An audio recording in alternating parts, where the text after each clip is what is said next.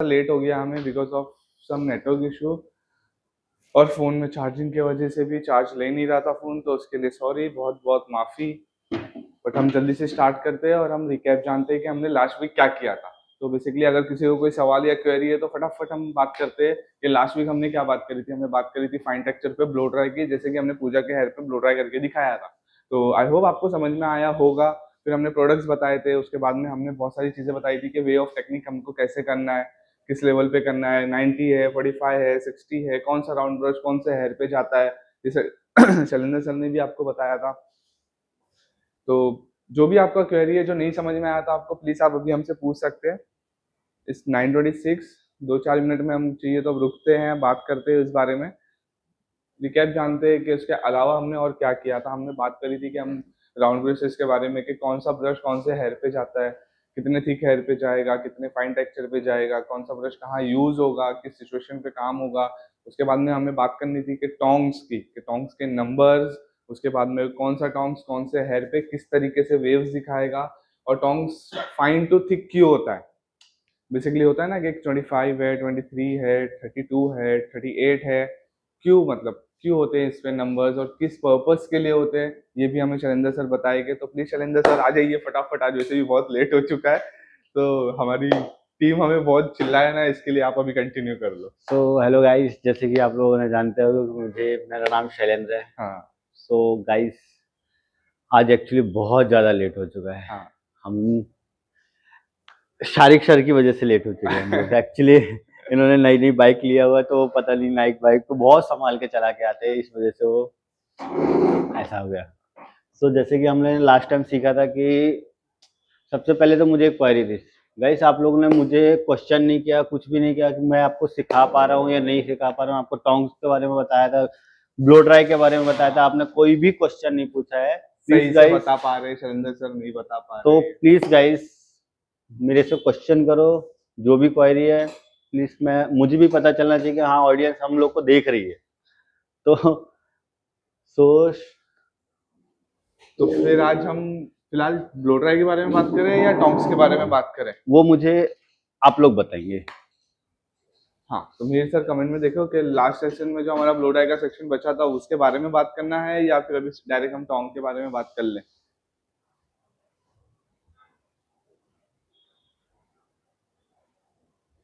तो basically brushes निकाल ले, ब्रशेस के बारे में एक बार वापस से बता देते हैं। नहीं नहीं, वो मिटा मत कुछ।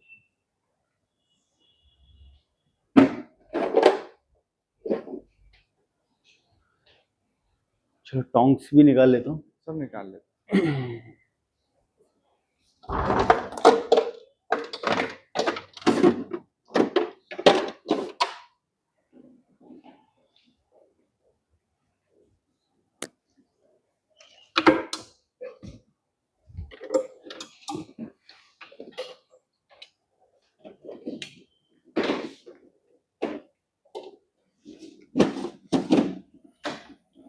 पेपर 38 है या 25 है।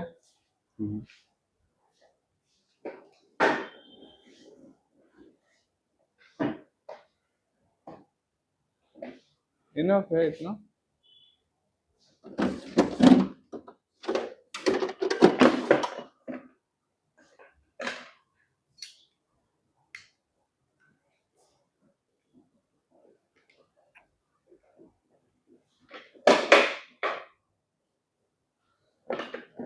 इसके अंदर और है टोंग अपने? तीन ही है ना? हाँ।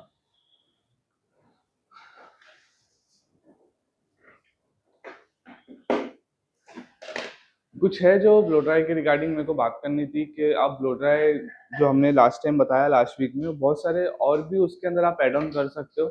जैसे हमने फाइन टेक्सचर में बताया, मीडियम है, थिक एंड कोरस बाल है जो मतलब बहुत रेबुलस है और बुशी होते हैं, थिक होते हैं।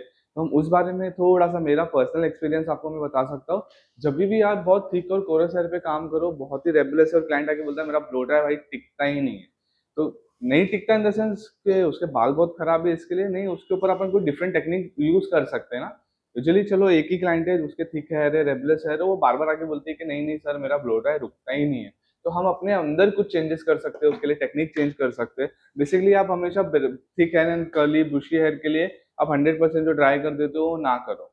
10% जो आप रखते हो उससे ज्यादा रखो, 20 to 25% गीले बाल रखने के बाद अब उसके ऊपर ब्लो ड्राई करना स्टार्ट करो। थोड़ा सा टाइम जाएगा बट आई होप कि उसका जो फ्रीज है, उसके जो सॉफ्टनेस है वो आपको पहले के ब्लो ड्राई से ज्यादा फील होगी और उसका ब्लो ड्राई स्टे भी करेगा। तो एक बार आप ट्राई करना इस चीज को लेके। और दूसरा एक ये था कि कर्ली हेयर, बेसिकली जैसे बहुत ज्यादा कर्ली हेयर होते हैं, जैसे कंगना रनावत हो गया, उससे कम या उससे ज्यादा जैसे भी कर्ल्स हो गए, थोड़े से सॉफ्ट कर्ल्स हो गए या थिक हो गए, मीडियम हो गए, आप कोई भी कर्ल हेयर की बात कर लो, उस पर कोई स्पेसिफिकली नहीं है कि आपको यही कर्ल की इसमें बात कर रहा हूँ।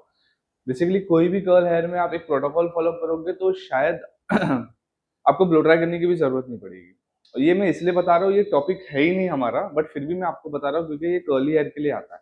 तो आप हमेशा याद रखना, जब भी आपको बहुत ज्यादा कर्ली या मीडियम या कुछ भी सेक्शन पे मिलेगा आपको, तो आपको सिर्फ एक ही चीज करनी होगी, आपको एक प्रोटोकॉल यूज करना होगा। पहले आपको शैम्पू करना होगा, शैम्पू के बाद आपको कंडीशनर करना होगा। और ये याद रखना कि कर्ली हेयर के लिए हमेशा पिच करो कि curl shampoo and conditioner use करें, ठीक है। ये अभी भी मैं बोल रहा हूँ, आउट ऑफ द बॉक्स बात कर रहा हूँ, बट ये एक प्रोटोकॉल है जो आप फॉलो करोगे तो बहुत मजा आएगा आपको इसके लिए।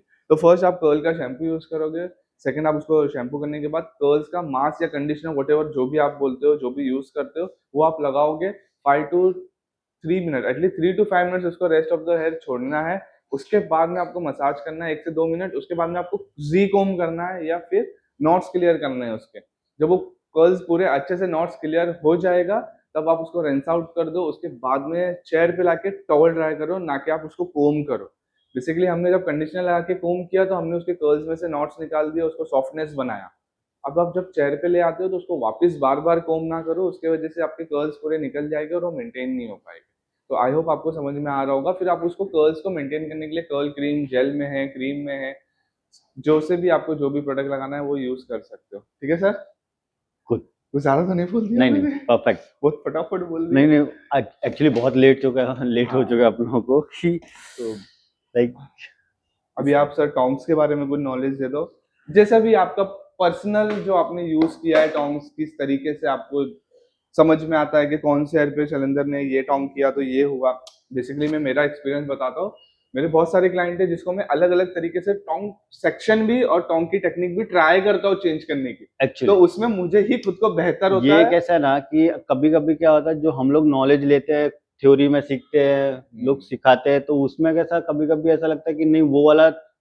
अभी कैसा है कि जैसे कि क्लाइंट आता है, अभी क्लाइंट ने मुझे बोला कि मुझे बीच वेव्स चाहिए या सॉफ्ट कर्ल्स चाहिए, तो वो उसमें हम लोग कंफ्यूजन बहुत ज्यादा हो जाते हैं सारी। ज्यादा हो जाता तो उसमें कैसा हम लोग को खुद का दिमाग यूज करना पड़ता है कि हम कौन सी टेक्निक है यूज कौन सी करें। Technique use. तो कभी कभी क्या होता है कि अब हम लोग अभी टोंग्स में कंफ्यूजन हो जाता है कि और एक और 38 चीज बताना चाहता हूँ, ऐसा होता है कि क्लाइंट आया, मेरा टोंग नहीं टिकता, मेरा टोंग नहीं टिकता, एक्चुअली और हम ले लेते हैं एकदम छोटा टोंग का रॉड। टोंग देख के डर जाती है, अरे नहीं नहीं मेरे को इतने कर्ल्स नहीं 15 करना है। mm, हाँ मेरे को 13 इतने कर्ल्स mm। नहीं करना, मुझे इतने छोटे छोटे कर्ल्स नहीं चाहिए, मुझे इतना टाइट कर्ल्स नहीं चाहिए। बट वो उनको नहीं पता, बेसिकली वो हमें पता है। तो मैं हाँ, यही देखना चाहता हूँ कि मैंने एक बार शैलेंद्र सर की टेक्निक देखा था कि बहुत लंबे भी बाल थे और स्ट्रेट हेयर थे, फिर भी उसने बीच में बनाने के लिए 38 यूज नहीं किया। हमने 25 या 28 का टोंग यूज किया। मैंने फर्स्ट टाइम जब भी टोंग किया था तो हाँ मुझे उनको मेरे पास एक क्लाइंट थी, तो उन्होंने उनका नाम है सोनिया। हाँ सोनिया हिमेश रेशमिया की वाइफ है जो। हाँ उनका मैंने फर्स्ट टाइम जब टोंग किया था तो उन्होंने मेरे को बोला हुआ था हाँ कि शैलेंद्र मुझे ऐसा टोंग चाहिए जो कि फास्ट भी हो जाए और बीच वेव जैसा भी दिखे। हाँ। तो मुझे उन्होंने फर्स्ट टाइम मैंने 7 मिनट का टाइम दिया था, 7 मिनट में मुझे टोंग्स भी करना था एक्चुअली।